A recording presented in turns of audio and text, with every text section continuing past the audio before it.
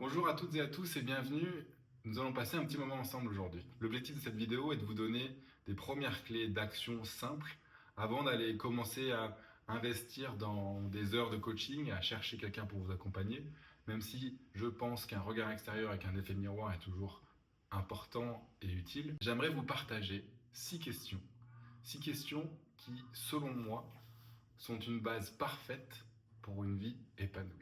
C'est des questions que je me pose tous les jours, que ce soit consciemment ou inconsciemment, vous allez voir, que vous soyez vous-même en questionnement par rapport à votre job, à votre vie, à votre relation, ou que vous ayez simplement envie de trouver des clés pour devenir quelqu'un de meilleur pour vous ou pour votre entourage. Ces questions sont une base parfaite pour commencer quelque part et pour commencer des petites actions au quotidien. Pour vous aider, je vous ai édité un PDF avec les 6 questions. Ça vous permettra d'y revenir et d'avoir à moyen long terme quelque chose pour vous faire un rappel simple des questions sans avoir à regarder la vidéo à nouveau. Ces 6 questions, elles me viennent de mon expérience et de ce que j'ai vécu, de mes lectures, qu'elles soient philosophiques ou sociologiques, et de mes formations de coaching. Bien sûr, vous n'avez pas besoin de répondre complètement à ces 6 questions. Elles vous serviront plutôt d'une base et vous pouvez les prendre une par une. Vous n'avez pas besoin de les prendre dans l'ordre non plus, mais vraiment, prenez-les comme une source d'inspiration et une source de changement au quotidien. Trêve d'introduction, on passe aux questions. La première question est ancrée dans mon éducation. Elle est, selon moi, une fondation indispensable à une vie épanouie. Et on peut la tourner dans plein de sens différents. J'ai envie de vous la présenter comme ça.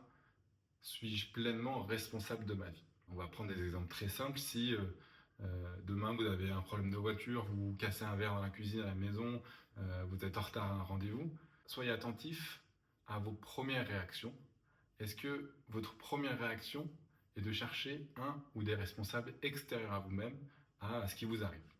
Prendre cette responsabilité et être en paix avec notre part de responsabilité avec ce qui nous arrive, que ce soit bon ou mauvais d'ailleurs, c'est un premier pas vers une vie plus sereine et plus d'empathie.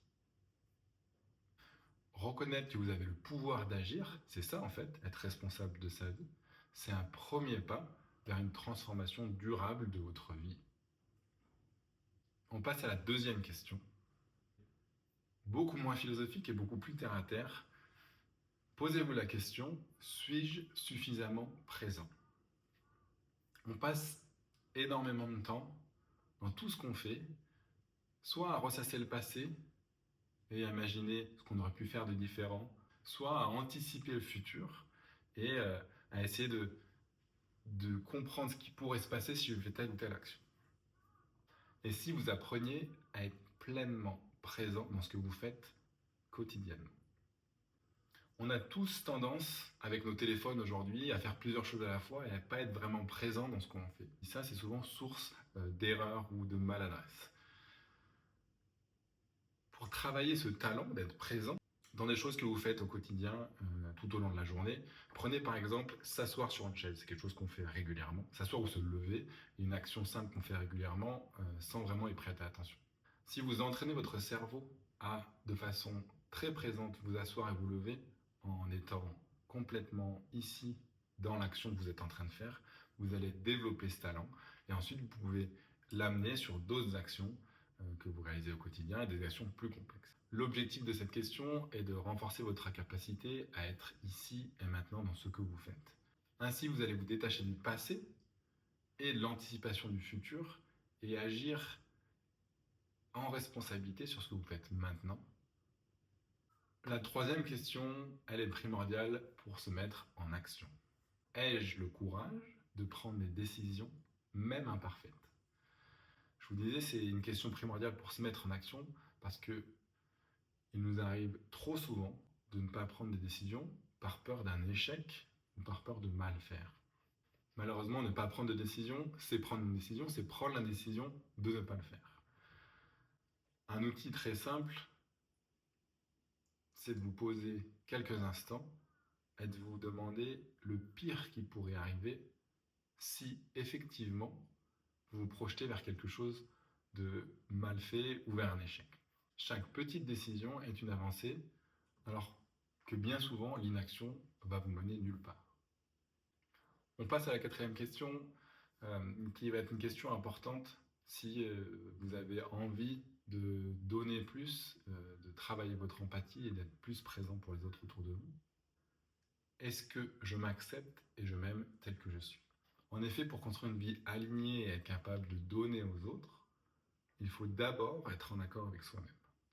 S'aimer comme nous sommes, physiquement ou émotionnellement, aussi dur que cela puisse paraître, est souvent le point de départ et la fondation d'une vie plus épanouie et d'un rayonnement vers les autres beaucoup plus serein. Une fois de plus, vous pouvez commencer par des petits pas. Appuyez-vous sur vos proches qui vous aiment.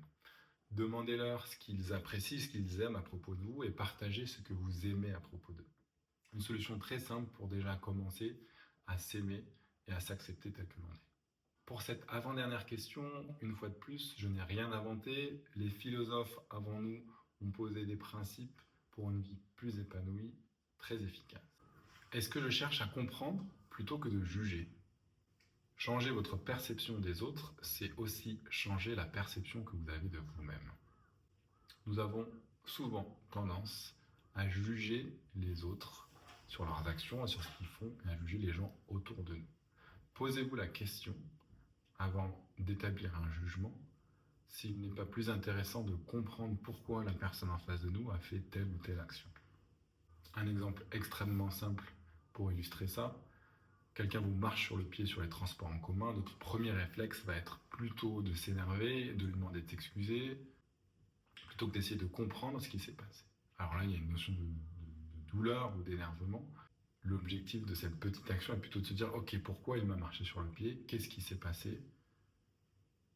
Et probablement qu'on va identifier le fait que cette personne n'y est pour rien, ou en tout cas qu'il y a des circonstances qui font qu'elle n'a pas marché volontairement sur le pied pour nous faire mal.